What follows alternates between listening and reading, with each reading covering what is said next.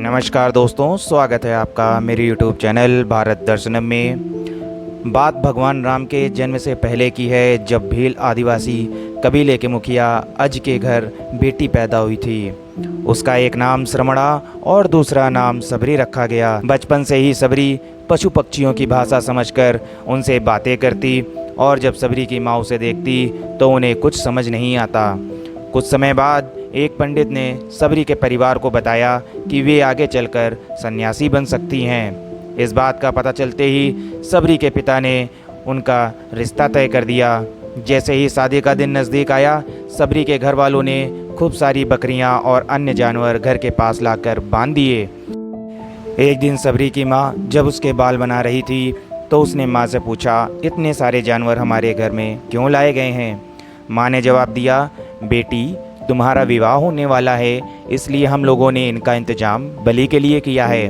तुम्हारी शादी के ही दिन बलि प्रथा होगी और फिर इनसे स्वादिष्ट भोजन बनाकर सबको परोसा जाएगा।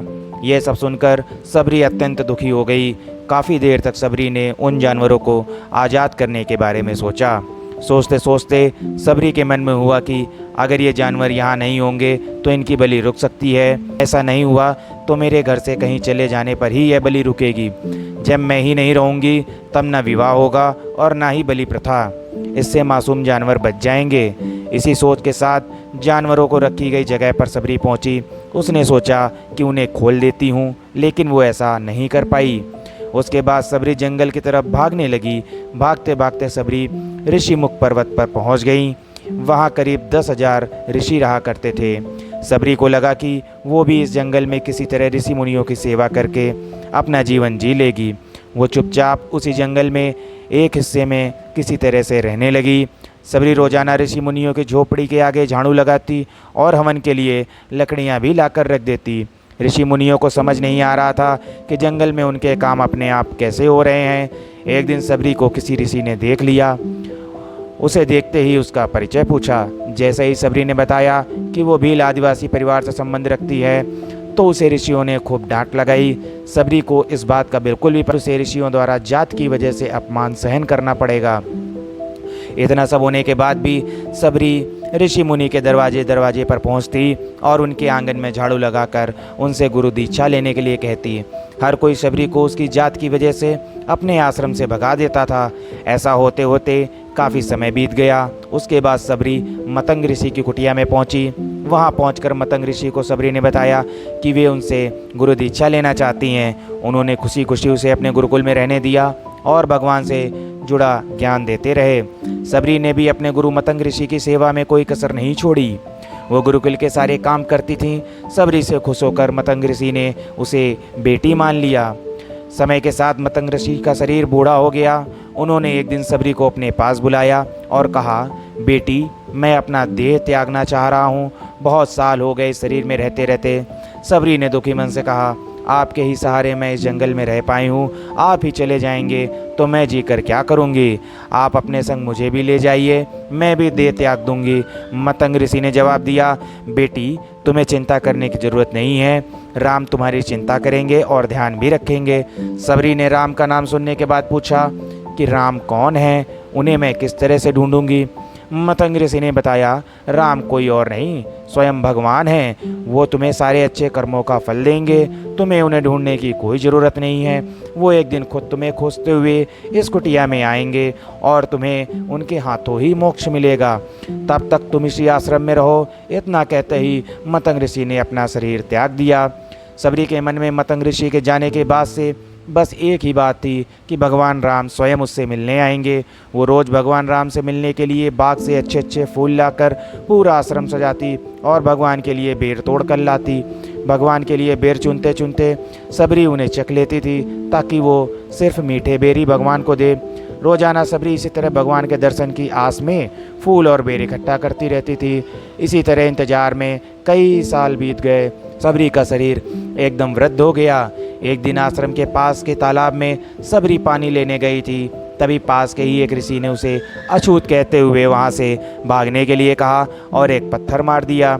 वो पत्थर जब सबरी को लगा तो उसे चोट लगी और खून बहने लगा। बहते हुए खून की एक बूंद उसी तालाब के पानी में गिर गई। तभी पूरा तालाब का पानी खून में बदल गया। यह सब होता देखकर ऋषि ने सबरी को ही डांटा और कहा कि पापिन, तुम्हारी वजह से पूरा पानी खराब हो गया। रोज ऋषि उस पानी को साफ करने के लिए अपनी कई तरह की विद्याओं का इस्तेमाल करते। कई सारे जतन करने के बाद भी कुछ नहीं हुआ। फिर उन्होंने गंगा जैसी कई पवित्र नदियों का जल भी उस तालाब में डाला, फिर भी तालाब का पानी साफ नहीं हो पाया और वो खून जैसा ही रहा। कई सालों तक तालाब के पानी को साफ करने की कोशिश के बाद भी कुछ काम नहीं आया, तो ऋषि ने थक कर सब कुछ छोड़ दिया। इस घटना के कई सालों के बाद भगवान राम अपनी पत्नी सीता के हरण के बाद उनको ढूंढते हुए उसी तालाब के पास पहुँचे। ऋषि मुनियों ने उन्हें पहचान लिया। भगवान को देखकर ऋषियों ने तालाब का पानी साफ करने के लिए भगवान को अपने पैर उसमें डालने के लिए कहा, लेकिन पानी जैसे का तैसा ही था। ऋषि मुनियों ने भगवान से भी कई अन्य जतन करवाए, लेकिन वो पानी जस का तस खून जैसा ही रहा। तब भगवान ने ऋषियों से पानी के रक्त में बदलने की कहानी पूछी। तब ऋषि ने सबरी को पत्थर मारने वाली सारी बात बता दी। उसके बाद कहा कि वो महिला ही अपवित्र है, छोटी जात की है, इसलिए ये सब हुआ है।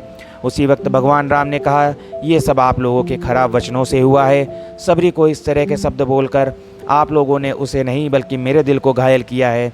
इसी घायल दिल के रक्त का प्रतीक है यह तालाब का लाल पानी। आगे भगवान राम बोले, कहाँ है वो माई, मैं उनसे मिलना चाहता हूँ। तब तक सबरी उसी तालाब के पास पहुँच जाती है। इस दौरान सबरी के पैर को ठोकर लगती है और कुछ धूल उस तालाब में गिर जाती है। तभी सारा पानी साफ हो जाता है। भगवान सबसे कहते हैं, देखिए आप लोगों ने क्या कुछ नहीं किया, लेकिन पानी साफ नहीं हो पाया। अभी सिर्फ इनके पैर की थोड़ी सी धूल ने ही पूरा तालाब साफ कर दिया। भगवान राम को सबरी पहचान चुकी थी। उन्हें प्रणाम करके सबरी ने कहा, भगवान आप मेरे साथ कुटिया में चलिए। भगवान भी खुशी खुशी सबरी के साथ चल पड़े। फूलों से सबरी ने भगवान राम का स्वागत किया। वो सीधे बेर तोड़ने के लिए भाग गईं और चक चक कर उनके लिए बेर लेकर के आईं। उन्होंने बड़े ही प्यार से भगवान राम और उनके भाई लक्ष्मण को बेर दिए। भगवान राम ने भी उतने ही प्यार से उन बेरों को खाना शुरू किया। तभी बेर देखकर मुंह बनाते हुए लक्ष्मण ने कहा, भैया ये बेर तो जूठे हैं, आप इन्हें कैसे खा सकते हैं। भगवान ने जवाब दिया, लक्ष्मण ये जूठे नहीं हैं बल्कि बहुत ही मीठे हैं। सबरी माई हम सब के लिए ये बहुत प्यार से तोड़ कर लाई हैं। इतना कहकर भगवान राम प्यार से उन बेर को खाने लगे। भगवान ने जाते हुए सबरी माई से कहा, आप मुझसे जो चाहे मांग सकती हैं। सबरी ने कहा, मतंग ऋषि के कहने पर मैं आज तक सिर्फ आपके दर्शन के लिए जी रही थी। अब आप मुझे मोक्ष प्रदान कीजिए, मैं अपना शरीर आपके सामने ही त्यागूंगी। उसी वक्त सबरी ने अपना शरीर त्याग दिया। भगवान राम ने अपने हाथों से उनका अंतिम संस्कार किया और सीता माँ की खोज में आगे बढ़ गए। इस तरह से ऋषि मतंग की बात सच साबित हुई और सबरी को भगवान राम के दर्शन भी हुए। तभी से भगवान राम को सबरी के राम भी कहा जाने लगा। तो दोस्तों, हमें कहानी से सीख मिलती है कि अगर भक्त के मन में सच्ची श्रद्धा हो तो भगवान के दर्शन जरूर होते हैं। दोस्तों, इसी के साथ मैं अपनी इस अमृतमयी कहानी का समापन करता हूं। अगर आपको मेरी कहानियां पसंद आई हो तो मेरे चैनल को लाइक, शेयर और सब्सक्राइब करना ना भूलें। धन्यवाद।